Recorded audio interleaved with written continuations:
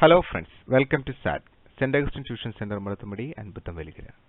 Please subscribe to our YouTube channel for new updated videos and also visit staugustinetuition.blogspot.in. നമ്മൾ പഠിക്കാൻ പോകുന്നത് Kerala SSLC Maths New Syllabus from 2016, Chapter 1, Arithmetic Sequences, സമാന്തര ശ്രേണികൾ, Part 4, Number Patterns. Text book base ചെയ്തിട്ടുള്ള questions ആണ്. Question number 1. Look at these triangles made with the dots. How many dots are there in each? നമുക്കിവിടെ ഒരു 3 triangle എന്നുണ്ട്. Dot വെച്ചാണ് അവർ ഉണ്ടാക്കിയിരിക്കുന്നത്. എത്ര dot ഓരോന്നിലുണ്ടെന്ന് കണ്ടെത്തണം. Compute the number of dots needed to make the next 2 triangles. അതിനുശേഷം ഇവിടെ 2 triangle നമ്മൾ ഉണ്ടാക്കണം. ആ 2 ട്രയാങ്കിളിന് എത്ര ഡോട്ട് വേണ്ടി വരും എന്ന് കൂടി നമ്മൾ കണ്ടെത്തണം. Okay, it's a very simple question. Look at this triangle made with the dots. നമ്മുടെ പൊട്ടുകൾ ഉപയോഗിച്ചാണ് ത്രികോണം ഉണ്ടാക്കിയിരിക്കുന്നത്. ഓരോ ത്രികോണത്തിലുമുള്ള പൊട്ടുകളുടെ എണ്ണം എടുത്തെഴുതുക. അപ്പോൾ ഇവിടെ എണ്ണം നമുക്ക് 1 2 3, that is 3, here 1 2 3. ഇത് ഓൾറെഡി ഉണ്ട്, കൂടാതെ ഒരു 3 കൂടി വന്നിരുന്നു, കണ്ടോ? അപ്പോൾ എത്ര വരും? 6. ക്ലിയർ? അതുകൂടാതെ 1 2 3 4 5 6 7 8 9 10. അടുത്തത് 10 എണ്ണമാണ് വന്നിരിക്കുന്നത്. ക്ലിയർ? ഓക്കെ. ഇനി compute the number of dots needed to make the next 2 triangles. അപ്പോൾ അടുത്ത 2 ട്രയാങ്കിൾസ് വരണമെങ്കിൽ ഇതേ ട്രയാങ്കിൾസ് തന്നെ ഇവിടെ വരണം, കൂടാതെ ഈ ഗ്യാപ്പിൽ ഓരോന്ന് വരും. 1 2 3 4 5. ക്ലിയർ? സോ ഓൾറെഡി 10 ഇവിടെ ഉണ്ടായിരുന്നു, 5 എണ്ണം കൂടി വന്നപ്പോൾ 15. Okay, clear? This is A sequence. ഈ സീക്വൻസ് എന്തെങ്കിലും പ്രത്യേകത ഉണ്ടാകുന്ന നോക്കി. 3നോട് നമ്മളൊരു 3 കൂട്ടിയപ്പോൾ നമുക്ക് എന്ത് കിട്ടി? 6 കിട്ടി. 6നോട് നമ്മളൊരു 4 കൂട്ടിയപ്പോൾ നമുക്ക് 10 കിട്ടി. 10നോട് നമ്മൾ 5 കൂട്ടിയപ്പോൾ നമുക്ക് 15 കിട്ടി. എങ്കിൽ അടുത്ത ആൾ എന്ത് കൂട്ടണം? 3 കൂട്ടി, 4 കൂട്ടി, 5 കൂട്ടി. ഇനി നമ്മൾ 6 കൂട്ടിയാൽ മതി. 15 + 6, that is 21. ഇനി അടുത്ത ട്രയാങ്കിൾ എത്രയുണ്ടാവും? 21 + 7, that is 28. നമ്മൾ ചോദിച്ചിട്ടില്ല, നമുക്ക് 15ഉം 21ഉം കണ്ടാൽ മതി. മനസ്സിലായോ? ഈ സീക്വൻസ് ആദ്യത്തെ ഒരു 4 എണ്ണം നമ്മൾ 3 എണ്ണം കണ്ടുപിടിച്ചു. അതിൻ്റെ പ്രത്യേകത നമ്മൾ നോക്കിയപ്പോൾ ഒന്നാമത്തെ ടേമിനോട് 3 കൂട്ടുന്നതാണ് രണ്ടാമത്തെ ടേം, 4 കൂട്ടുന്നതാണ് മൂന്നാമത്തെ ടേം. അപ്പോൾ 3 4 5 6 അങ്ങനെ കൂടി പോകുന്നു, കണ്ടോ? Okay, clear? 3 6 10. Fourth triangle 15 dots and fifth triangle 21 dots. Clear? Six triangle ആണെങ്കിൽ 28. Question number 2. Make the following number sequence of equilateral triangles, squares, regular pentagon, and so on of regular polygons. Number of sides 3, 4, 5. Sum of interior angles, sum of exterior angles, 1 interior angle, 1 exterior angle. കിട്ടിയോ? എന്താണ് ചോദ്യത്തിൻ്റെ അർത്ഥം? നോക്കാം. സമഭുജ ത്രികോണം, equilateral triangle എന്ന് പറഞ്ഞാൽ എല്ലാ വശങ്ങളും എന്താണ്? സെയിം ആയ ട്രയാങ്കിൾ, 3 സൈഡും സെയിം ആണ്. സ്ക്വയേഴ്സ് എന്ന് പറഞ്ഞാൽ എല്ലാ വശവും സെയിം ആയ സമചതുരം, 4 വശമുണ്ട്, 1 2 3 4. റെഗുലർ പെൻറ്റഗൺ എന്ന് പറയുമ്പോൾ 5 വശം, ഇതാണ് പെൻറ്റഗൺ. 1 2 3 4 5. ഈ എല്ലാ വശങ്ങളും സെയിം ആണ്, അതാണ് റെഗുലർ എന്ന് പറയുന്നത്. ആൻഡ് സോ ഓൺ എന്ന് പറഞ്ഞു കഴിഞ്ഞാൽ ഇതേപോലെ 6 വശമുള്ളത് 7 വശമുള്ളത് 8 അങ്ങനെ of regular polygon. Number of sides 3 4 5 അങ്ങനെ പോകും. അതിൻ്റെ സം ഓഫ് ഇൻറ്റീരിയർ ആംഗിൾസ് കാണണം എന്ന് പറഞ്ഞു കഴിഞ്ഞാൽ അകക്കോണുകളുടെ തുക, അതായത് ഈ കോൺ പ്ലസ് ഈ കോൺ പ്ലസ് ഈ കോൺ പ്ലസ് ഈ കോൺ പ്ലസ് ഇത്, കണ്ടോ? ട്രയാങ്കിളിലാണെങ്കിൽ ഇതേ പ്ലസ് ഇതേ പ്ലസ് ഇത്, സ്ക്വയർ ആണെങ്കിൽ ഇതേ പ്ലസ് ഇതേ പ്ലസ് ഇതേ പ്ലസ് ഇത്. ഇതാണ് സം ഓഫ് ഇൻറ്റീരിയർ ആംഗിൾ, അത് കണ്ടുപിടിക്കണം. സം ഓഫ് എക്സ്റ്റീരിയർ ആംഗിൾ എന്താണ് എക്സ്റ്റീരിയർ ആംഗിൾ? നമ്മൾ ഈ ട്രയാങ്കിൾ ഇങ്ങനെ നീട്ടി ബാക്കിലേക്ക് വരച്ച് കഴിഞ്ഞാൽ ഇവിടെ ഒരു ആംഗിൾ വരും. ഇതാണ് എക്സ്റ്റീരിയർ ആംഗിൾ. അതുപോലെ ഇതിങ്ങനെ നീട്ടി വരച്ച് കഴിഞ്ഞാൽ ഇവിടെ ഒരു ആംഗിൾ വരും, അത് എക്സ്റ്റീരിയർ ആംഗിൾ. ഇത് നീട്ടി വരച്ചാൽ ഇപ്പുറത്തൊരു ആംഗിൾ വരും, അതും എക്സ്റ്റീരിയർ ആംഗിൾ. ആ എക്സ്റ്റീരിയർ ആംഗിളിൻ്റെ തുക കണ്ടെത്തണം.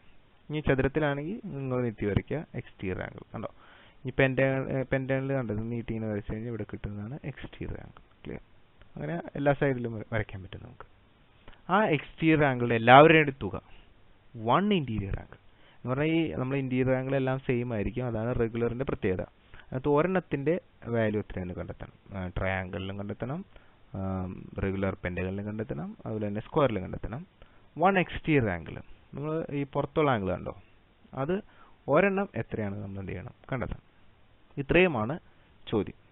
ഓക്കെ, നിങ്ങൾ 9ാം ക്ലാസ്സിൽ പഠിച്ചിട്ടുണ്ട്. ഏതൊരു പോളിഗണിൻ്റെയും സം ഓഫ് ഇൻറ്റീരിയർ ആംഗിൾ കാണാനുള്ള ഒരു സമവാക്യം. എൻ എന്ന് പറഞ്ഞാൽ സൈഡാണ്.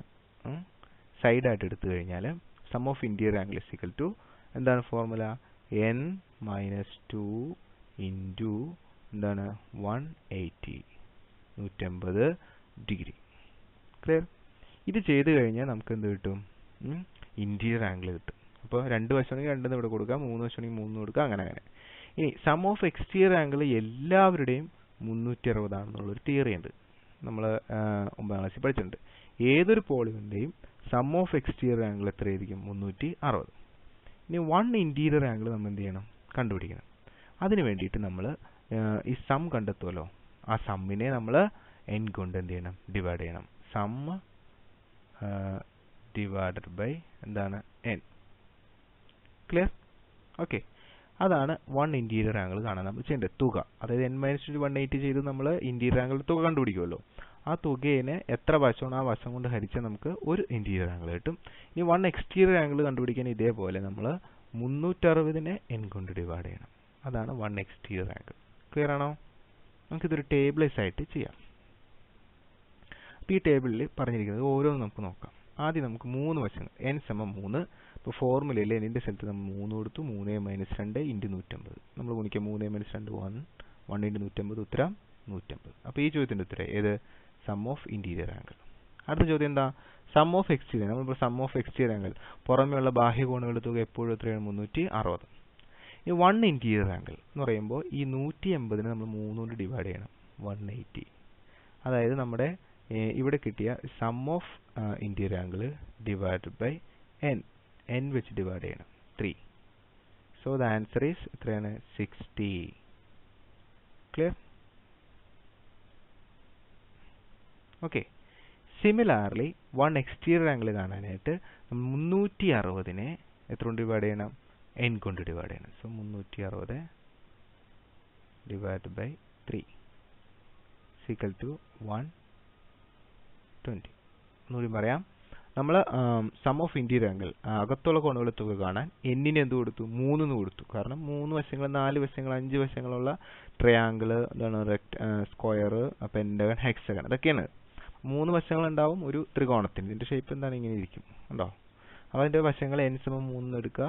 ഈ ഫോർമുല n-ൻ്റെ സ്ഥലത്ത് 3 കൊടുക്കുക. അപ്പോൾ 3 - 2 1 കിട്ടും. 1 × 150 150. സം ഓഫ് എക്സ്റ്റീരിയർ ആംഗിൾ എല്ലാവരുടെയും 360. 1 ഇൻറ്റീരിയർ ആംഗിൾ ആണെങ്കിൽ ഇൻറ്റീരിയർ ആംഗിളിൻ്റെ തുക ഡിവൈഡഡ് ബൈ n ചെയ്യുക. മനസ്സിലായോ?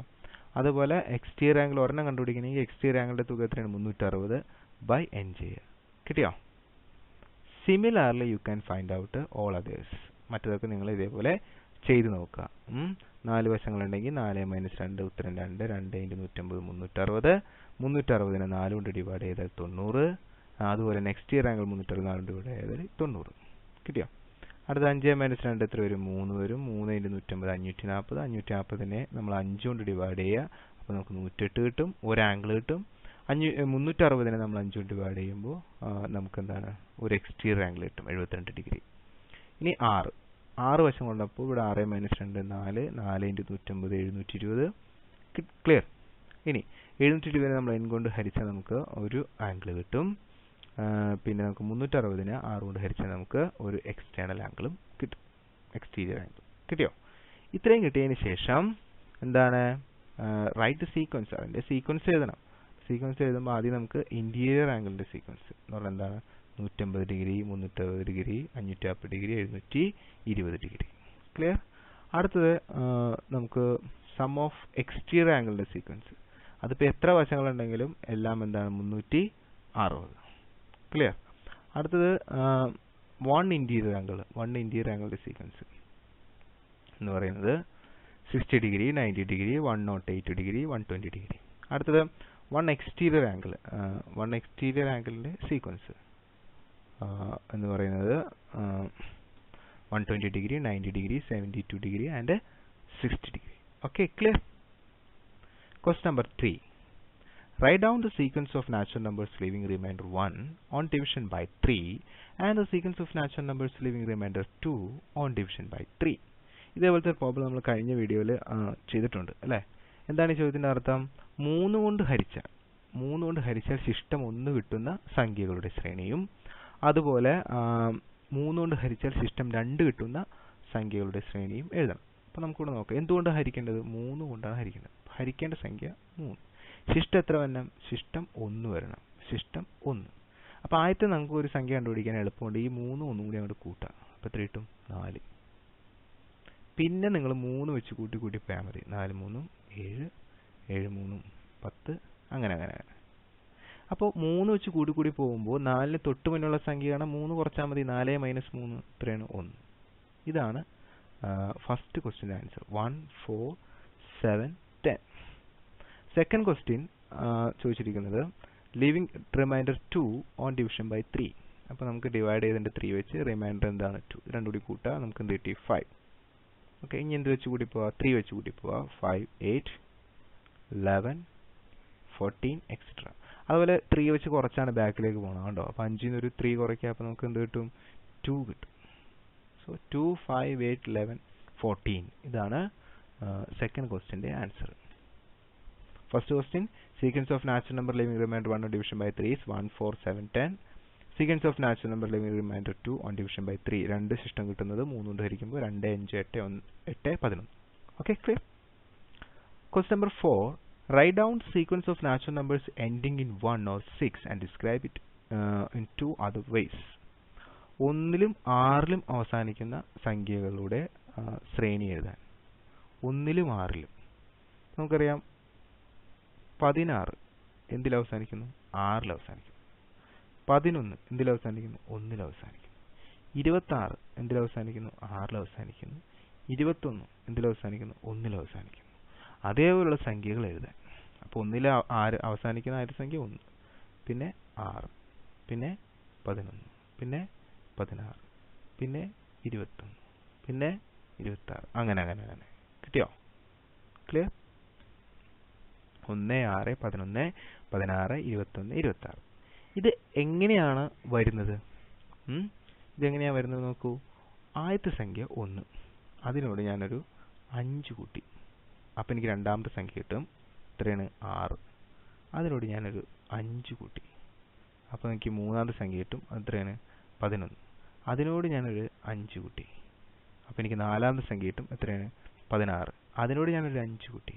അപ്പോൾ എനിക്ക് അഞ്ചാമത്തെ സംഖ്യ കിട്ടും 21. അതിനോട് ഞാനൊരു 5 കൂട്ടി. അപ്പോൾ എനിക്ക് ആറാമത്തെ സംഖ്യ കിട്ടും 26. അപ്പോൾ describe it in 2 other vase എന്ന് പറയുമ്പോൾ ഓരോ എണ്ണൽ സംഖ്യയോട്, അതായത് ഓരോ സംഖ്യകളോടും 5 വീതം കൂടി പോകുന്നതാണ് ഈ ശ്രേണി. അങ്ങനെ പറയാം. ഒരു പ്രത്യേകത എന്താണ്? 5 വീതം കൂടി പോകുന്നതാണ് ഈ ശ്രേണി. മറ്റൊരു പ്രത്യേകത മൾട്ടിപ്ലൈ വിത്ത് 5 ദെൻ സബ്സ്ട്രാക്ട് 4. ഇപ്പം നാച്ചുറൽ നമ്പറിനോട് 5 കൂട്ടിയാൽ നമുക്ക് എന്ത് കിട്ടും? ഈ സംഖ്യകൾ കിട്ടും. ഇനി നാച്ചുറൽ നമ്പറോട് നമ്മൾ 5 വെച്ച് ഗുണിച്ചിട്ട് 4 കുറച്ചാലും ഇതേ സംഖ്യകൾ തന്നെ നമുക്ക് കിട്ടും. നോക്കാം നമുക്ക്. നാച്ചുറൽ നമ്പർ എന്താ? 1 2 3 4. ക്ലിയർ? 5 കൂട്ടി. 1നോട് 5 കൂട്ടി. അപ്പോൾ എന്ത് കിട്ടി? 6. ക്ലിയർ? ഇനി വീണ്ടും 5 കൂട്ടി. അപ്പോൾ എത്ര കിട്ടും? 11. വീണ്ടും 5 കൂട്ടി. അപ്പോൾ എത്ര കിട്ടി? 16. വീണ്ടും 5 കൂട്ടി. അപ്പോൾ എത്ര കിട്ടി? 21. ഇതാണ് നമ്മൾ ഫസ്റ്റ് കേസിൽ പറഞ്ഞത്. ആഡിങ് 5 വിത്ത് നാച്ചുറൽ നമ്പേഴ്സ്. ഈ 6 ആദ്യം നമ്മൾ 1നോട് 5 കൂട്ടി 6 കിട്ടി. പിന്നെ നമ്മൾ 5 വെച്ച് കൂടി പോകണം. പിന്നെ പറയുന്നത് മൾട്ടിപ്ലൈ വിത്ത് 5. 5 കൊണ്ട് ഗുണിച്ച് അതിൽ നിന്ന് 4 കുറച്ചാൽ നമുക്കത് കിട്ടും. അപ്പോൾ നമുക്ക് നോക്കാം. 1 2 3 4. ഞാൻ ഈ 1നെ 5 കൊണ്ട് ഗുണിച്ചു ഇൻറ്റു 5. ആൻസർ എന്താണ്? 5. അതിൽ നിന്ന് ഞാൻ 4 കുറച്ചു. ഉത്തരം എന്താണ്? 1. ഫസ്റ്റത്തെ എലമെന്റ് കിട്ടി. ക്ലിയർ? അടുത്ത സംഖ്യ എടുക്കുക 2. 2നെ ഞാൻ 5 കൊണ്ട് ഗുണിച്ചു. 2 ഇൻറ്റു 5 എത്ര കിട്ടി എനിക്ക്? 10. അതിൽ നിന്ന് ഞാൻ 4 കുറച്ചു. എത്ര കിട്ടി? 6. ഇത് സെക്കൻഡ് നമ്പർ. ക്ലിയർ? അങ്ങനെ മനസ്സിലായോ? ഒന്നുകൂടി പറയാം. 1 എന്ന് പറഞ്ഞ സംഖ്യേനെ 5 കൊണ്ട് ഗുണിച്ചപ്പോൾ 5 കിട്ടി. അതിൽ നിന്ന് 4 കുറച്ചു. അപ്പോൾ എനിക്ക് ഈ ശ്രേണിയിലെ ആദ്യത്തെ ആളെ കിട്ടി. 2 എന്ന് പറഞ്ഞ എണ്ണൽ സംഖ്യേനെ ഞാൻ 5 വെച്ച് ഗുണിച്ചു. ഓക്കെ, അതിൽ നിന്ന് 4 കുറച്ചു. അപ്പോൾ എനിക്ക് രണ്ടാമത്തെ സംഖ്യ കിട്ടി. ഇനി നിങ്ങൾ 3 എന്ന് പറഞ്ഞ സംഖ്യേനെ 3നെ നിങ്ങൾ 5 കൊണ്ട് ഗുണിക്കുക. അപ്പോൾ 15 കിട്ടും. 15 4 പോയാൽ 11. 4 നിങ്ങൾ 5 കൊണ്ട് ഗുണിക്കുക. അപ്പോൾ 20 കിട്ടും.